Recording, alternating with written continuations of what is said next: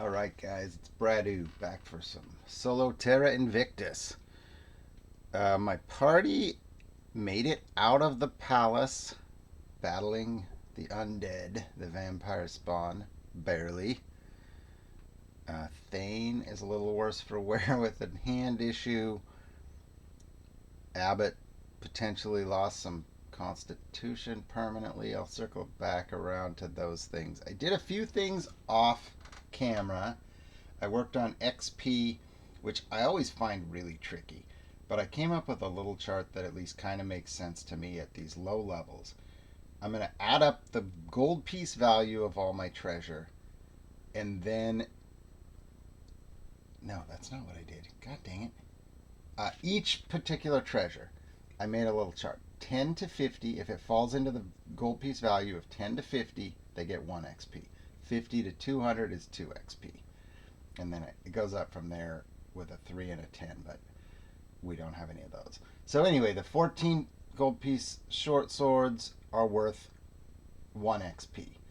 The 20 gold piece golden lamp we found, or bronze lamp, or whatever it was, 20 gold pieces, is 1 XP. The 60 gold piece mushrooms, that's 2 XP. It's over 50. The 150 gold piece dolphin statue, that's also 2 XP. It wasn't quite tremendous to get the 3 XP, but that worked out in my mind. Otherwise, I looked at other ways to do it. Do I divide by 50? That would have come up with 7 or 8 XP instead of 10. But this made sense. So anyway, I leveled up the 2 newer dwarves, Abbott and Thane. They both gained 10 XP right off the bat. That's a whole level. So they both went up to 2nd level. I rolled their stuff. Let's see. Their hit points are much improved. And then I rolled a random spell for Thane. So he learned a new spell, Shield of Faith. Let's see. I also did a little bit of shopping off camera, and that was wrong page. And I made rolls for these. I didn't want to just automatically assume that this is going to work out, so I wrote down half plate for Orgo, armor upgrade. Oh, what is this? My computer's doing weird stuff again. I hope I don't lose this video. I rolled to see if I can find half plate.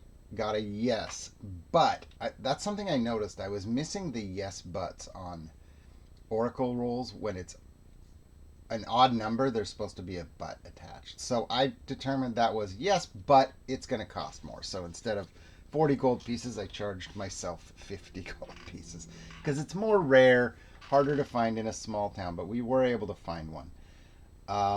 And I also may have an upgrade for Thane. I haven't decided if I want to spend that much gold, but that's a potential. I'm toying with the idea of Krell looking for a spell scroll or some way to learn new spells. I'm not finding scrolls drop too often, and the one scroll we found, I didn't realize how hard it is to learn, so he didn't even learn it. So I'm trying to think of ways to maybe allow him to learn some new spells. So we'll see. That's something I may tackle here, and I may tackle next time or in the future. But what we're going to do now, I think, is carousing, because I've got some gold. I have an idea for how to do that. And so here's what's going to happen. The group comes to the tavern, which I'm going to name real quickly. I'm going to name it, and I'll use the book in Shadowdark, and I'm going to get, what is it, 2d20s. All right, let's see what this comes up with.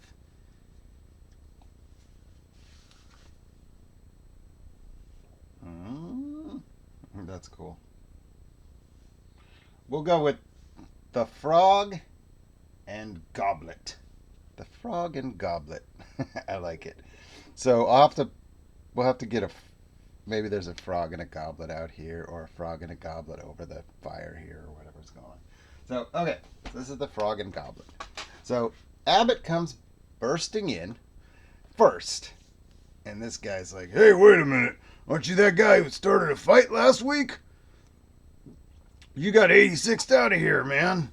You can't come in here. And he's like, well, hear me out, hear me out. I've come bearing a gift. We went into the palace. I have an idea for you guys. Here, I brought you something. Check this out. And he goes out. Do. And he comes back in and he's like, ugh. They're like, oh my God, you want to help with that, Abbott? And he's like, no, I got it. And he comes in. Sorry, my hand's blocking everything. And he drops this giant dolphin statue. And he goes, check it out. What do you think? The Frog and Dolphin has a nice ring to it, huh? Look, you can set this guy up right here over the fire. The roasted goblet. Nah, keep the frog. The frog's great. The Frog and Dolphin. And they're like, whoa. Everybody's like, oh my gosh. And I'm going to do something real quick here. Let's do a reaction check. A reaction check at advantage using his charisma, which is, that's a fun way to do it, I guess. Oh, +2. All right. So reaction check at advantage, 8 plus 2, 10. Okay. Or 9 plus 2, 11. I think that's good. A reaction 9 plus an 11 is curious. I didn't quite get the highest friendly, but curious. Okay, I'll hear you out. Thing is beautiful. I love it. How in the heck did you get this? Oh, we've heard about that. Oh yeah, it was at the top of the palace. I have an idea for that too. I'm gonna swing back to. I gotta remember. Anyway, so he says, here's the deal. I'm giving this to you guys, giving this to the bar, and in return, you gotta let me back in. I promise I won't hit anybody first. And we drink on the house tonight. And they go, curious, okay. Wait. Okay, wait. Okay, we'll let you back in. That's a nice gesture, a nice apology. Your friends, of course, are welcome. They were good fun last time. Come on in, and your friends can drink free. I don't know if last time was any indication. You can drink the whole value of that statue in one night. I can't argue with that. So your friends drink free, but you got to keep yourself in check. Okay, I'll agree to that. So that's our carousing. That's our 150 is one of the carousing checks, right? Let's go for carousing on here. Is it on here? I think it is. Ooh. So he doesn't have a separate carousing. He has acts of devotion. And that kind of makes sense too. We do have carousing in it. Also, I'll use the carousing out of the regular book. So, we are carousing with that. Gosh darn it. Should have looked this up first, I guess. Downtime carousing 92. 92. Oh, 100. Okay. 100. I was thinking it was 150. So the cost is 100. I'm not getting up to 300.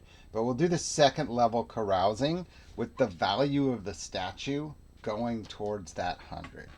So I guess we're overpaying by 150. Or by 50, I mean. What's the other thing, just for shits and giggles?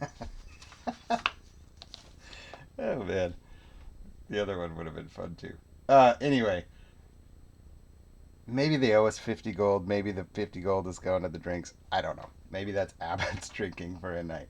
Whatever. Maybe I lose 50 gold here. But we're going to do the carousing using that. So I thought that made sense. So it comes out of our whatever. So carousing. Bonus, now everybody gets a +1 on their carousing. So let's just go through the carousing and see what happens. Abbott will go first since he is the one who initiated all this. And a carousing is a D8. Okay, let's go, Tanker. plus. They just add 1, right? Yep, plus 1. So 5. Find 10% for starting a tavern brawl. Oh god, I'm sorry. Gain 3 XP and barred from the tavern. No way. Okay, Abbott. 10% and 3 XP. Oh my god. 5 is a pretty, I guess it feels like a pretty likely event too. So that's not really that weird, but oh god, that is so funny. Alright, so Orgo. We'll go next. 8. Woo! 9. By talent or trickery, you beat a rival crawler in a test of skill. 5 XP and an NPC ally or enemy. How do we do that? 5 XP. Okay. NPC ally or enemy. Talent or trickery. He would be talent. He's not the trickery type. But Renariel, we'll do Renariel next. He is. Nope, but he is part of the brawl. So Renariel, 10%, 3 XP. Good lord. Krell, 1. What are you doing? Didn't Krell get the low one last time too? Krell, 2 XP. Locked it. Oh no, he didn't need to get it too. Locked in the stocks for 1d4 days. Find 20% for setting a building on fire. These are too wild for me. Gosh darn it.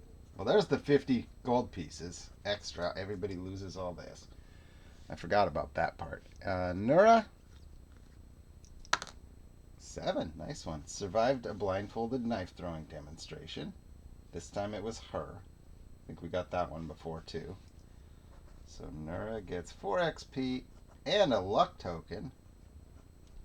Okay.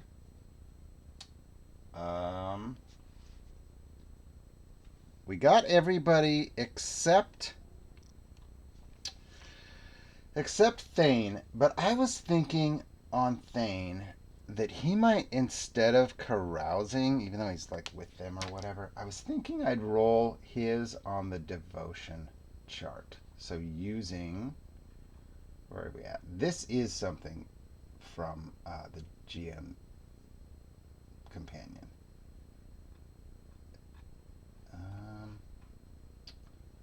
Let's see. Yeah, here we go. Acts of Devotion, 32.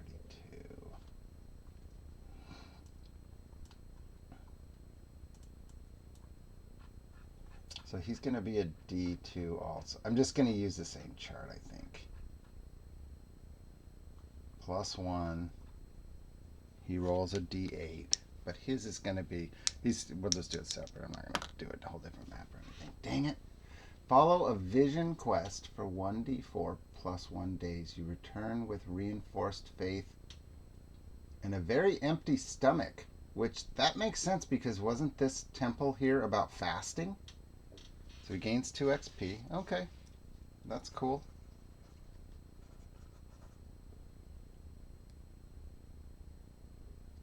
Quest for 1d4 days.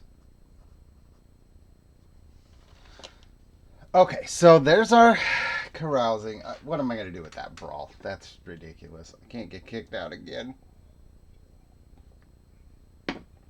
2 of them are 86th. But I basically feel like by doing what I did at the palace, that's been, it's what they say, centuries. Nobody's gone in because of all the scary monsters, and we took care of them.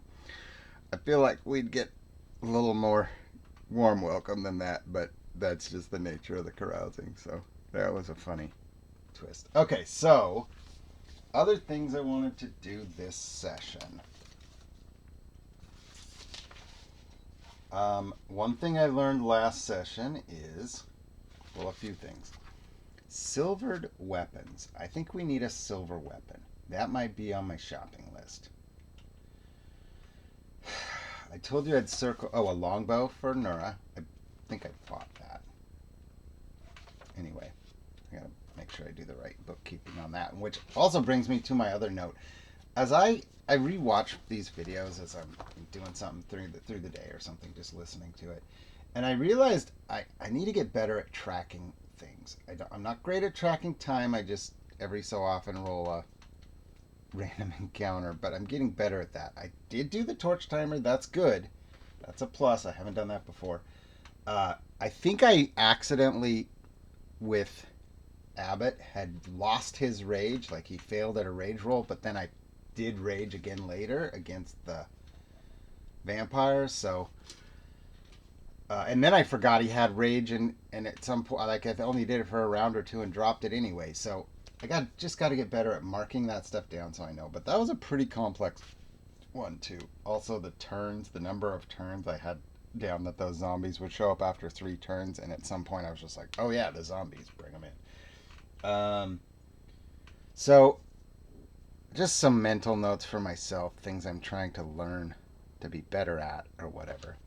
Now, I had 2 orders of business that I wanted to tackle, and I wasn't real sure how, but I think Thane and Abbott are going to go to the temple where they have another priest, dwarven priest ally, and we left that boy there. Now, Thane has lost a hand, but what it was some gas spray thing that stung his hand and made it useless right now. But it said lost his hand, so is that permanent? Probably. Abbott, he lost 2 points of con permanently. I was looking at options. I'm like, well, what is that, a disease? No, not really. Poison? No, not really. It's not. It says permanently, so it's not just come back with a rest. It's so can he get those back somehow? A wish spell? That's probably that's end game stuff. He's not going to get a wish spell at level 2. He just got to level 2. Maybe he just loses those permanently. But I didn't want either of those things to be 100% decided because I just didn't like how it sat. So here's what I'm going to do. I'm going to do an oracle check for each of them. But it's not just like 50-50. Oh, how was I going to do this? I'm going to do it at disadvantage. And we'll see what happens here, I guess. Is there someone or something at this temple that can help Thane with his hand? So I'm going to roll at a disadvantage. If I get a no, his hand is just gone. If I get any kind of a yes, we'll see what happens. 5 and 6, so we got a no. His hand is gone. So it's starting, whatever happened to his hand, it's starting to spread. And they take a look, and his buddy, his other priest, is like, Abbott, I'm going to need your axe. And Abbott's like, no, nobody touches my axe. I'll do it. Thane's like, oh, God. Guys, I don't want to do this. So they're going to cut off his hand. And he's like, oh, this sucks. I'm left-handed. Can we do the other hand instead? No, buddy. Sorry. So, off with the hand. So Thane loses his hand. He's going to have to fight without a shield, or maybe we can come up with a buckler or something he can use. Thane lost his hand. Abbott, same thing. Disadvantage. Is there anything here that can help Abbott regain his constitution? We're at, yes. Yes, there is. No twist, no weird stuff, because it's even numbers. Yes, Abbott can regain his constitution. How? Do we do let's try a prompt for that. I don't know if that's the right way to handle this, but sometimes when I don't know, it just gives me ideas. So 16 and 23.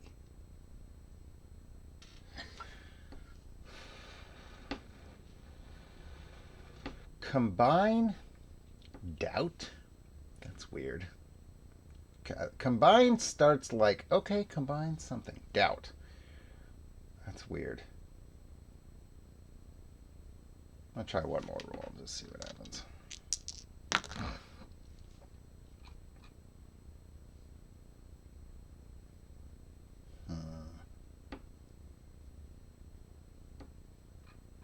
Dream and doubt, those could kind of go together. Combine, I'm not sure. I'm not sure that gives me an answer, but it's not necessarily permanent. But that doesn't mean it just like is going to come back with the rest. So is there a way for Abbott to regain his con? Maybe. Okay, what else did I want to tackle this? This is more of a bookkeeping session. I'm not going to go back to the dungeon. I wanted to keep this short. Kind of got a big day tomorrow. It's already not. It's short for me, but it's long for most people. A 20-minute video. So let's see what I can do here. Let's pause real quick. Okay, so this is not. We're not back in the dungeon. Don't worry. But I had some ideas come to me in the aftermath of everything that happened, and all of a sudden I was like, this room makes sense. And I played it one way through. We had traps everywhere. We had a scorpion in this room. We had a voodoo doll type thing out here on the balcony. We had some sort of keywords that had to do with locking, obstructing our travel or something weird like that. I can't remember the words offhand, but basically I thought, oh, we're going to get stuck somewhere or doors are going to lock automatically, having something to do with this voodoo doll thing. That part doesn't make sense, except kind of the rest does. And then up here there was a trap where it was like water rushes out of the room or something like that. There was a pressure plate. So here's how I'm going to go back and make more sense of this, because I was like, ooh, this is kind of an aha thing. So somewhere in this room there's a plate, there's a trigger, there's something that causes a flood. We have this elevated part here with these steps to get up here. I was picturing it for this cool battle. The archers can come up here and shoot down. But now what I think is, this is like a kind of like the trash compactor scene in Star Wars, maybe. There's a trigger over here that locks stuff up, and there's a trigger over here that floods out the room. See how this almost looks watery? And the dolphin is like a fountain, maybe, like splashing out of water. So this is just one of my kids' toys. I actually have a dolphin mini that's got the water splashing. I wanted to find that. Can't ever find the right one. I would have spent more time looking than so I found one of my kids' toys. That'll work. So anyway, the statue is here as kind of a like, oh yeah, this is actually a big giant pool. This room turns into a pool. The water rises. The party or whoever could get trapped in here. We were able to disable it, as I remember, so it didn't happen. But that's what this room is. And I was like, oh man. Now the voodoo doll, maybe that should be something completely different. And maybe over here a scorpion wouldn't necessarily fit. But there's also a monster mutation thing we could do. Maybe this was a scorpion, a swimming scorpion, like a mashup between a scorpion and a crab. It's got claws and a stinger and can be in water or whatever. You know what I mean? Like, I was just like, oh, that's kind of freaking cool. I thought that. I can't remember if I had any specific ideas. I like how the room went dark. Oh, just that this would lock then too. So whatever locks the doors, the bad guys have places they can get. They can get to the balcony and trigger that, and they're out there and they're safe. They can come in here and trigger the water. They're in here and safe. But everybody who's not up on here and not in one of these two spots and hasn't run here is in trouble, because it's also going to let loose the monster into the pool where the water's rising. I was just like, oh, that's cool as hell. We avoided the whole thing. We did end up having to fight because the water wasn't triggered at the same time. It would actually take some. Anyway, whatever. Cool dungeon idea. I just wanted to share my thoughts on how that tied back in together. This room, I felt like I was going to share something about this room, but I think it was just that side. Just that the the main bad guy or whatever, which turned out to be a vampire spawn, so it doesn't make a whole lot of sense. Not like some mastermind, but would have a place to sneak into. So maybe in before it was a dungeon, when it was a palace, maybe it was an evil palace. I don't know.